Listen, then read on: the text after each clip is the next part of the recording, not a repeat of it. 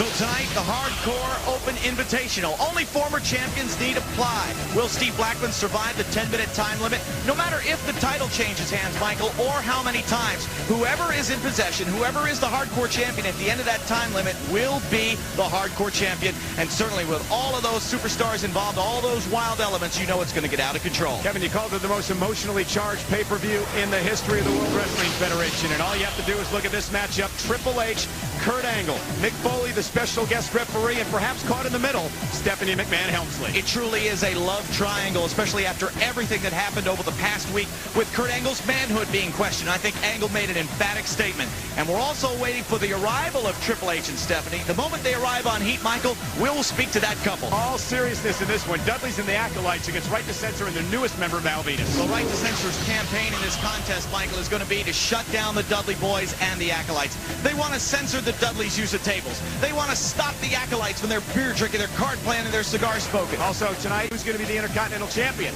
Will it be Eddie Guerrero or will it be Rikishi? Now, Michael, when you talk about the Intercontinental Championship matchup tonight here at Unforgiven, you got to mention China, and you got to mention the fact that China and Eddie Guerrero are now engaged. It is an unbelievable story that really, I think, in some ways overshadows this matchup that we'll see tonight on pay-per-view. What's going to happen when Eddie Guerrero defends his title against Rikishi? It's already been a great week in Eddie Guerrero's life.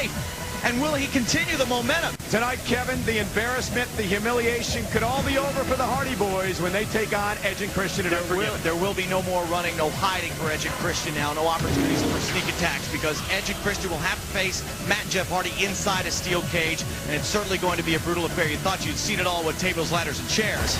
It is the biggest challenge of The Rock's career, Taz, and the rules, well, they're unique. The champion does not have to be pinned to lose the title. The first person to gain a pinfall or submission wins the WWF Championship. That's why I picked Benoit. The crossface is in the house. He's going to come out on top. The crossface is the second best submission over here next to the Taz mission. Everybody is talking about this matchup. Stone Cold Steve Austin is due here at the First Union Center in Philadelphia. Stone Cold Steve Austin wants to know who ran him over. What's Stone Cold going to do? Who cares?